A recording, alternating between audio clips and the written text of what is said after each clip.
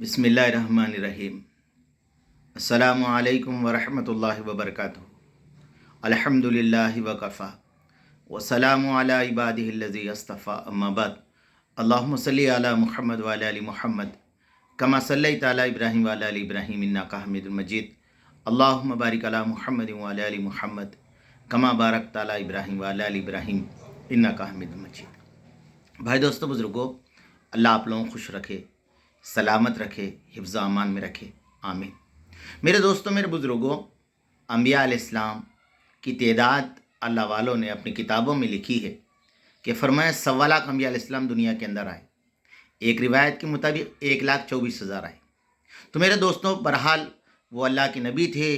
अल्लाह पाक ने उनको चुनकर मेरे दोस्तों दुनिया में नबी बनाकर भेजा। तो मेरे दोस्तों, तमाम अंबिया अलैहिस्सलाम बरहक है, सच्चे हैं, हक़ है। अल्लाह का कलाम लेकर, सहीफ़े लेकर, अल्लाह के किताबें लेकर इस दुनिया के अंदर तशरीफ़ लाए। तो मेरे दोस्तों, मेरे बुज़ुर्गों, आज मेरा बात करने का मकसद ये है कि ईमान मुकम्मिल होने के लिए इस बात का भी यकीन रखना तमाम अंबिया अलैहिस्सलाम हक़ है और सब पे ईमान लाना ज़रूरी है।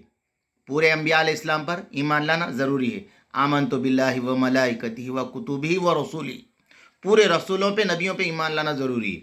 और मेरे दोस्तों, मेरे बुज़ुर्गों, फरमाया आज मेरा बात करने का मकसद जो है हज़रत ईसा अलैहिस्सलाम के बारे में है। मेरे दोस्तों, मेरे बुज़ुर्गों, ईसा अलैहिस्सलाम अल्लाह के नबी है। क्या है बोलो? अल्लाह के नबी है, ना कि वो अल्लाह के बेटे हैं। नहीं, क्यों? इसीलिए कि अल्लाह ने उसका जिक्र खुद कुरान करीम के अंदर किया है। कुरान ने कहा कि बाज़ लोगों ने हज़रत उज़ैर को अल्लाह का बेटा बना लिया, यहूदियों ने, और ईसाई ने हज़रत ईसा अलैहिस्सलाम को अल्लाह का बेटा बना दिया। और ना अल्लाह का बेटा है ना बेटी, अल्लाह फरमाते हैं वो एक है। और मेरे दोस्तों, हमारा ईमान मुकम्मिल कब होगा? हम ये सूरे को पढ़े और इसका तर्जुमा हमारे बड़ों से सुने, हम खुद भी पढ़े।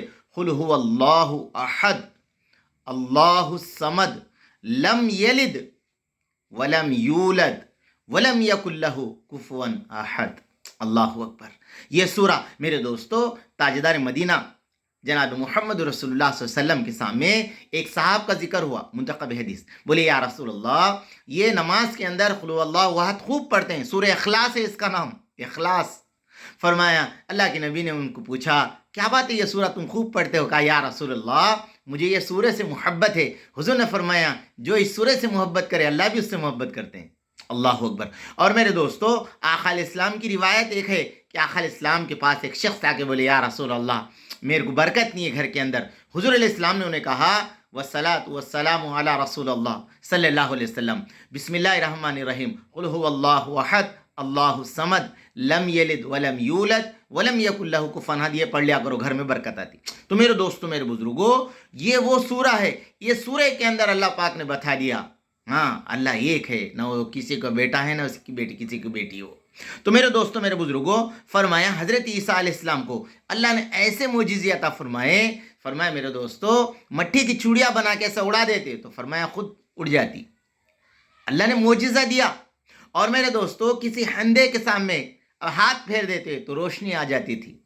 और मेरे दोस्तों, फरमाया वो दौर के अंदर ज़्यादातर बीमारी कोढ़ के थी, बर्स की बीमारी थी।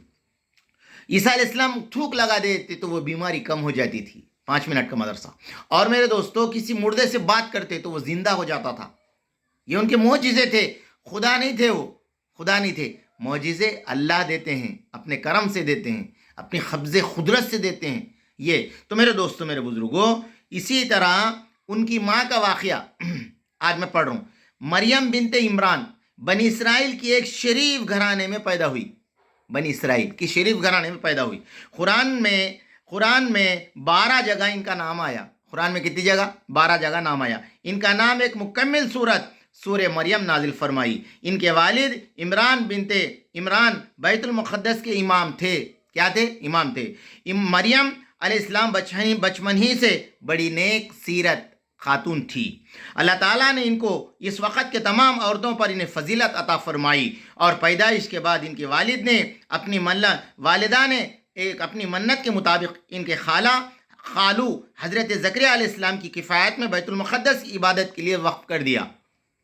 وقف کر دیا اور اونچی جگہ پر ایک کمرہ ان کی عبادت کے لیے خاص کر دیا، وہ ہر وقت عبادت ذکر الہی میں مصروف رہتی تھی۔